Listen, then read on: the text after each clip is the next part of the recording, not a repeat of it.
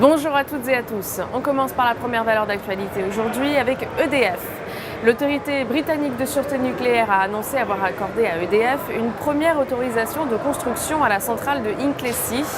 Ce projet est estimé à environ 20 milliards d'euros et sera la première centrale nucléaire construite en Grande-Bretagne depuis plus de 20 ans.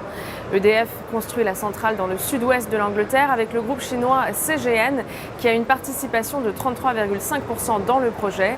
À son achèvement prévu vers 2025, la centrale produira 3,2 gigawatts d'électricité, assez pour fournir 7% des besoins du pays.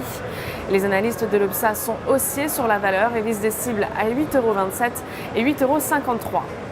Dans l'actualité également, Peugeot, l'agence des participations de l'État a annoncé la cession de toutes ses actions du constructeur automobile français à la banque publique BPI France. La transaction a été conclue pour un montant de 1,92 milliard d'euros et prendra effet après l'Assemblée générale des actionnaires de PSA prévue le 10 mai prochain. Encore faut-il que le rachat d'Opel soit validé et que le cours de l'action ne connaisse pas entre-temps de variations significatives. Les analystes de l'Obsa sont par conséquent haussiers sur la valeur et visent des cibles à 20 € et 21,30 €. Place à la stratégie à adopter à présent avec Valeo. Le titre reste soutenu par ses moyennes mobiles simples à 20 et 50 séances. Par ailleurs, l'indicateur de vitesse RSI évolue au sein d'un trading range compris entre 50 et 70%, cadrant le rythme de hausse. Une poursuite de la phase de progression est ainsi attendue en direction des 63,50 € et des 70,50 €. Pour appliquer cette stratégie, nous vous conseillons l'achat du Varancol E168T émis par Unicredit, de prêt d'exercice à 63 € et de date de maturité située au 13 septembre 2017. Coup de projecteur aujourd'hui sur l'indice allemand DAX 30.